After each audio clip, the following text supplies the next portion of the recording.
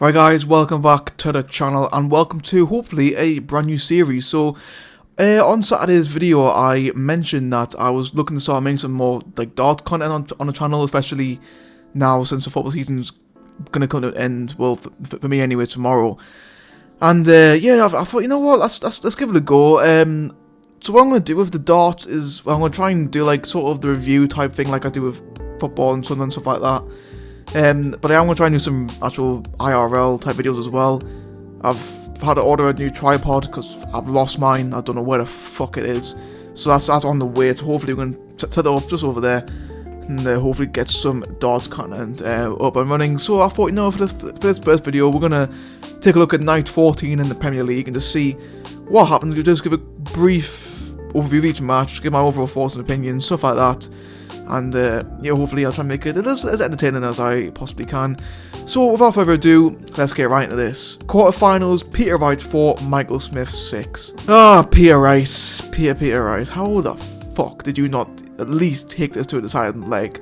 My god, I mean, it was a weird game, let's be honest, it was a weird match, you know, first 4 legs. It was, like, the first 4 legs were broken, you know, on throw, like, literally neither player actually were on throw.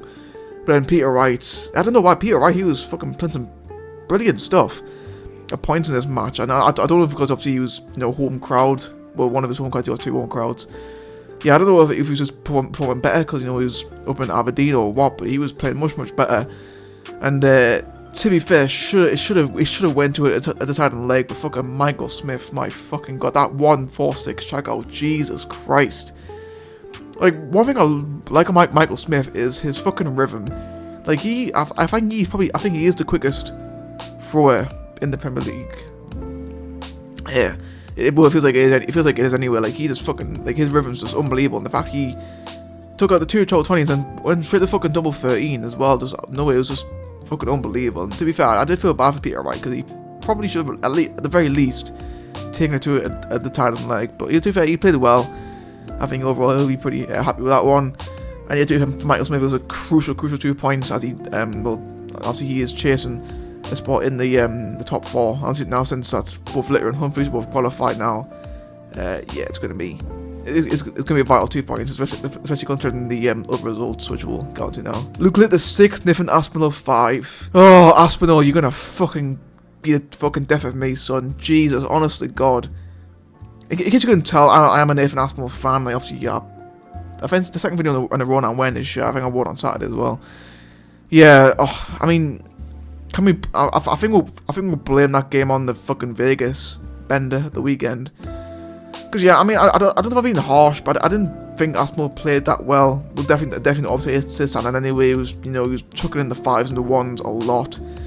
Yeah, his scoring at times was fucking abysmal. And to be fair, Littler didn't play that much better either, but he didn't have to. So he didn't really have to leave first gear that often. He did at certain points, but he didn't really have to do that much because Aspinall was causing his own problems. Yeah, to be fair, when it was 5-3, I was thinking, for fuck's sake, it's game over here, it's game over. And to be fair, Littler missed so many fucking match starts. It was ridiculous. Well, not so many. He did miss a few, and I was thinking, is this going to be a complete polar opposite to last week's game between these two? And Aspinall complete control of the game, and then just kept on fucking up, and Littler just came through and nicked it. Because it looked like it was going to be the case of Aspinall, because he brought back to 5-5. I was thinking, okay, here we go, deciding leg. And to be fair, honest to God, when Aspinall on the fucking 160, he had the 2 fucking total 20s, and he missed the fucking double 20. Honestly, it was almost fucking carnage in the fucking sitting room last night. And I don't know why, I thought he fucking hit it first. I thought he actually hit it, but then he was nowhere near it. Oh, honestly, it would have been fucking absolute limbs if he nicked that. And it would have been a nick as well, because he really wasn't playing that well. But Littler, he saw the game out in the end. To be fair, Littler, he's just unstoppable at the minute. Absolutely unbelievable. He's at what, 4 wins out of 5 now. Something like that. He's just unbelievable. He's like, literally, I think Wayne Mardle literally asked a question last night: is there a better player in darts right now than Luke Littler? And honestly, I don't think there is.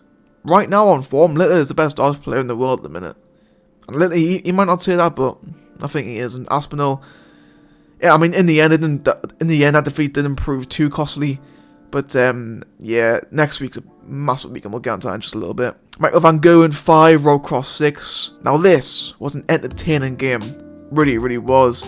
Rob Cross, 6 quarterfinal defeats in a row before last week. Made it to the final then.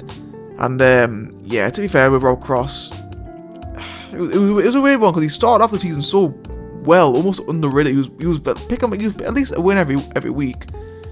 He was going really under the radar, but then obviously he just completely fell off. And yeah, to be fair, if he had lost in this game to Van Gerwen, he would have been out mathematically. But he's still got a very slim chance of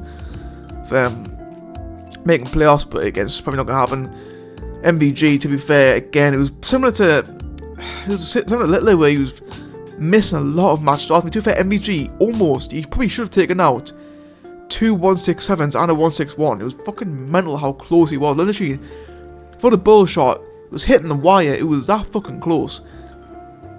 Absolutely ridiculous. But yeah, again, just loads of match starts missed. Rob Cross came, swooped in, nicked the. I won't say nicked the game because he was playing. It was a good game. Like both players have had over ton averages. You know, they're both playing well, and yeah, it was a fairly entertaining match. And yeah, it was. I mean, to be fair, one person had to lose, and was on Van Gerwen, and yeah, it was a result that he could have probably done without.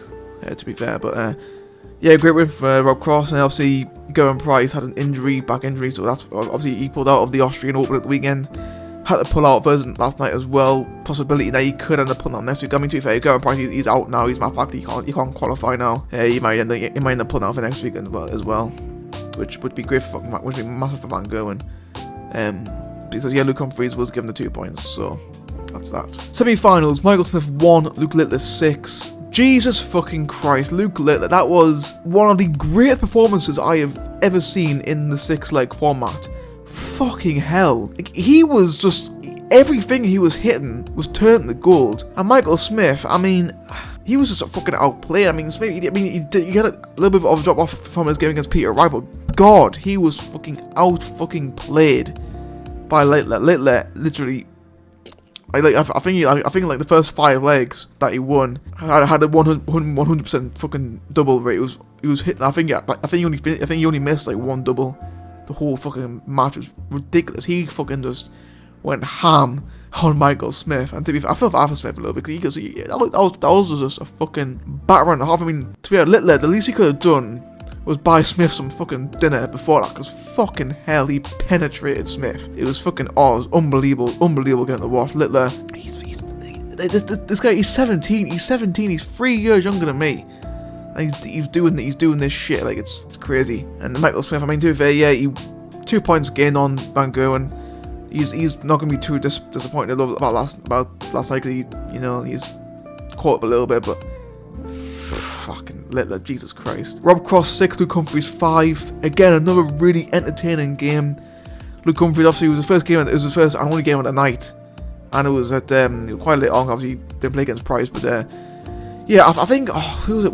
I think was it Wayne Mardell on comms or John Part 1 of the 2 mentioned that the fact that Humphries didn't play the quarterfinal probably meant that's probably why he wasn't as good. And to be fair, Humphries, he wasn't great. Let's be honest. I think he himself probably admit he wasn't fantastic. Obviously he didn't play the weekend either. So this was his first game in like a week.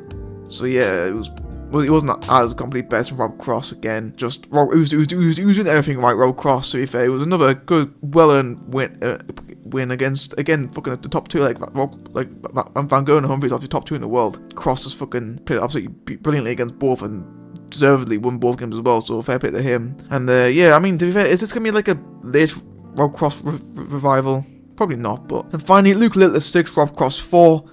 Not quite as one-sided as the final from last week, where Littler almost whitewashed Cross. A little bit more entertaining. Obviously, Littler took a little bit more easier against Cross, anything against Smith, probably because he fucking wore himself out. But yeah, another brilliant final. Yeah, to be fair, Littler, he's just to be fair, I'm backing Littler to win the fucking whole thing. I reckon he'll probably end up winning the Premier League come week 17. Yeah, to be fair, it was just fucking unreal all night. I mean, again, yeah, sort of didn't have to do much against Arsenal. First they destroyed Smith, and then a little bit in between against Cross. And to be fair, I think with one thing I want to point out, the crowd as well, not great. I think Birmingham's crowd was still the worst, and probably will be the worst. Although Aberdeen was probably second. I mean, the fans were fucking dead. Like, after the game, right against Smith, they were just fucking dead, and they're fucking whistling. Like, I get it. You know, you're a fan. You know, you got a night out the door. So you have a few pints with fucking the whistling. I mean, it's just not good. It's not great. And to be fair, it seems as though it took a while for the whistling for security to fucking kick the fucking knobheads who were doing it. I don't know. It just seems as though the crowd were fucking rowdy as fuck. Last night, I don't know why. It just seemed like they were fucking on one night. There's some fucking, like, someone's fucking mom was just fucking screaming at random points in the fucking it was crowd weren't great. But Birmingham will still be the worst crowd of the Premier League. But Aberdeen's a close second. They was shit. And then what does that mean in terms of the league table? Well, Littler has qualified. Humphreys has qualified as well. Obviously Littler is points, 14 points clear of now Michael Smith. He's good.